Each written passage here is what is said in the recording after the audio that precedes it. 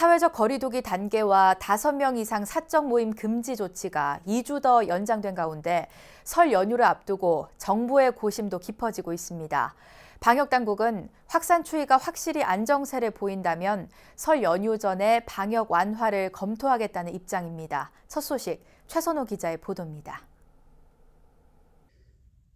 현행 사회적 거리두기 단계가 또다시 연장됐습니다.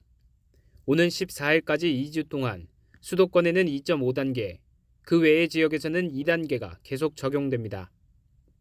한풀 꺾이는 듯 했던 3차 대유행의 기세가 다시 고개를 들고 있기 때문입니다.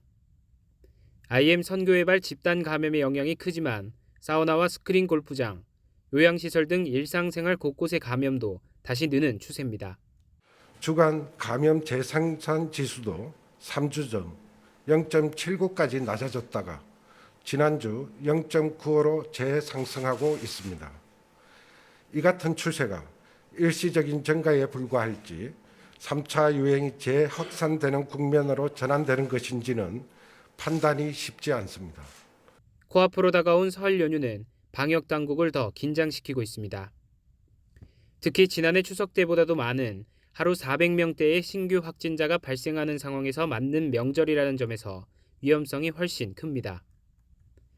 정부는 결국 설 연휴 동안에도 5명 이상 사적 모임 금지 조치를 예외 없이 시행하기로 했습니다. 직계 가족도 거주지가 다른 경우에는 5인 이상 모임을 가질 수 없습니다. 이는 설 연휴 기간 동안에도 예외 없이 적용됩니다. 종교시설에서도 현행 방역 수칙이 그대로 유지됩니다.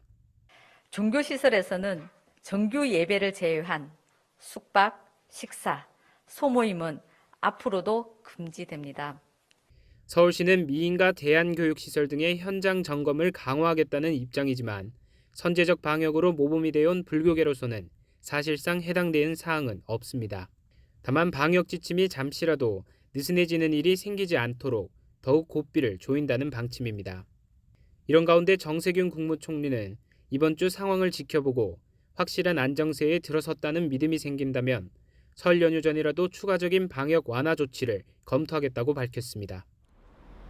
초유의 감염병 사태 속 두 번째 비대면 명절이 될 수도 있는 이번 설 연휴가 3차 대유행의 추이를 가를 가장 중요한 변수가 되고 있습니다. 최근 확진 사례를 보면 가족이나 지인 간 전파 비율이 높은 만큼 우리 사회 모두의 안전을 위해 작은 방역의 틈도 허용해서는 안 되겠습니다. BBS 뉴스 최선호입니다.